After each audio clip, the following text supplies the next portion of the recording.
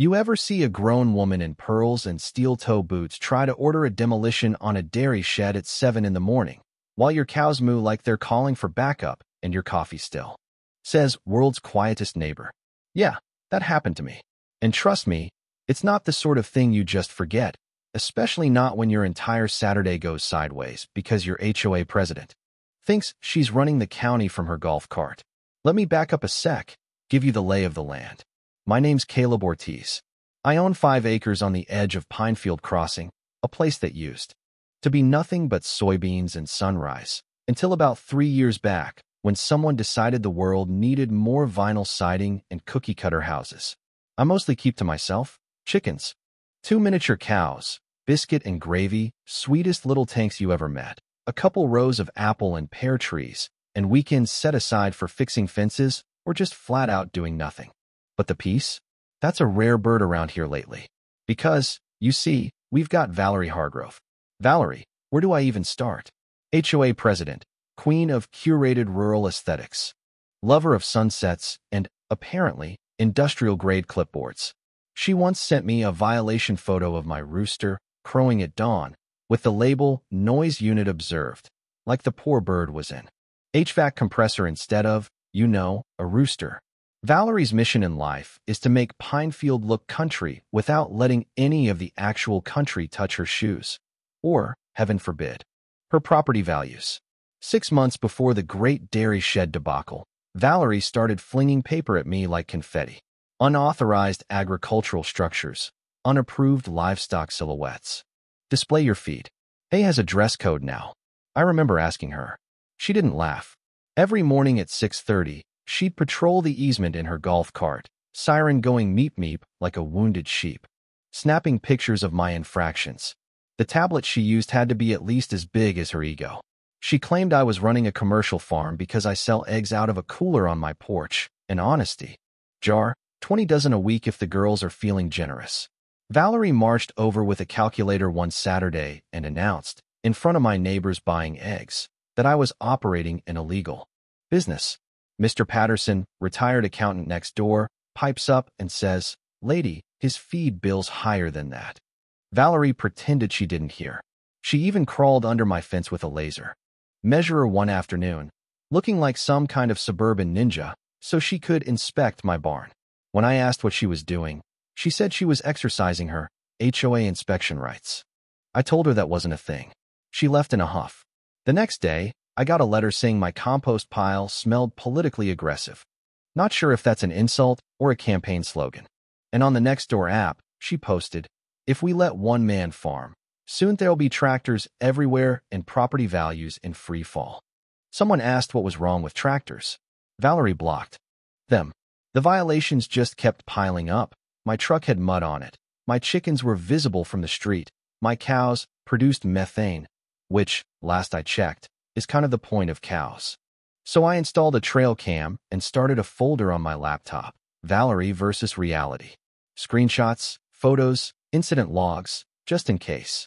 So when the demolition day rolled around, I wasn't even shocked. I'd been saving that bingo square for months.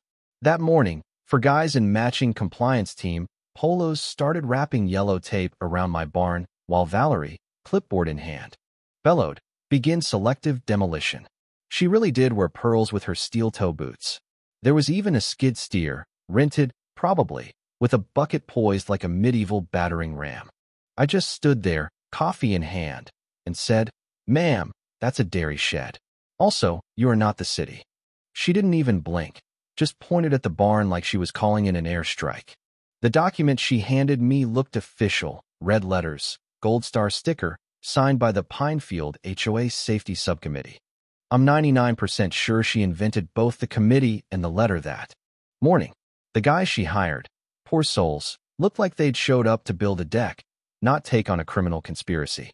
The one with the ponytail hopped in the skid steer, revved it up, and immediately clipped my main water line. Geyser shoots up, sprays everyone in a 20-foot radius. Chickens bolt. Biscuit and gravy start lowing like it's the end times. One of the workers drops his crowbar, just stands there getting baptized in well water. I pulled out my phone, dialed 911, and calmly reported active trespass impersonation of public officials, criminal mischief, and attempted illegal demolition of a permitted agricultural structure. The dispatcher asked me to repeat that. So I did, slower, just as the last of the compliance crew started looking like maybe this wasn't such a great Saturday gig after all. My cousin Mateo was over for breakfast. He's got a thing for tech, and launched his drone to get everything in glorious 4K. Valerie making hand signals, the crew prying at the barn, the geyser, the whole mess. Deputies showed up 15 minutes later, along with Dale, the county code officer, been here before, knows Valerie's act, and Sandra, the agriculture agent who knows every livestock code by heart. Valerie, absolutely confident, hands over her homemade abatement order. Dale starts reading, and you can see him fighting a grin. "Ma'am," he says, "this is not a legal document. Also, you spelled demolition wrong. It says demonition. And county paperwork doesn't use Comic Sans." Valerie starts getting redder. But Dale just keeps flipping through the packet like he's found a new favorite comic book. Sandra steps in, cites the state's Right to Farm Act, shows zoning maps that prove my farm's been here since 1978, long before Pinefield Crossing and way before any HOA rules could touch me. This property is legally protected, completely untouchable by HOA regulations, she tells the deputies. Not even looking at Valerie. Then things get even better. The deputies ask the compliance crew for permits and business licenses. The guys start emptying their pockets, find a business card that says, "We make problems go," and a phone number. No license, no company name, just a handshake logo from a stock photo website. One of the deputies, Officer Chun, deadpan as a stone, asks, "So, where's your contractor's license? Demolition permit? Insurance certificate?" The ponytail kid just mutters, "We thought this was cleanup. Lady said it was all approved." He looks over at my cows and says, "I'm so sorry, girls. I thought we were helping the county." Biscuit and Gravy just snored at him, like, "You should have known better." That's when Valerie tries to flip the script. "I feared for property values," she announces to the officers, like anyone cares about her feelings right now. Officer Chun, who looks like she's heard every excuse known to mankind, points to Mateo's drone footage on her tablet, showing Valerie giving a cutthroat sign to the skid steer as it chews through my fence post. "You're under arrest for criminal trespass and filing a false report," Chin says. Valerie's jaw drops. "False report? What false report?" Officer Chin starts listing them off. Slaughterhouse allegations, which turned out to be a lemon tree and a grill. Stockpiling hazardous chemicals, chicken feed, heavy machinery at night, my riding mower at 4 p.m., and harboring dangerous animals, my miniature cows. Valerie gets cuffed right there in my driveway. Pearls clacking like wind chimes in a hurricane. "But I'm the HOA president," she keeps yelling, as if that gives her diplomatic immunity. The crew gets warnings, the skid steer gets impounded. And by now half the neighborhood's gathered to watch the show. Sandra, the AG agent, prints out a cease and desist right from her truck and hands it to the HOA. No more playing government, ever. That night, the emergency HOA meeting is standing room only, half the neighborhood there in person and the other half on livestream. County lawyer breaks it all down. Farms are immune to HOA. Landscaping bylaws, selective demolition is not a real thing, and impersonating government officials? Yeah, that's a felony. PowerPoint slides, real documents, trail cam footage, Valerie's 63. Curate her personal brand, which is just legal speak for forced out.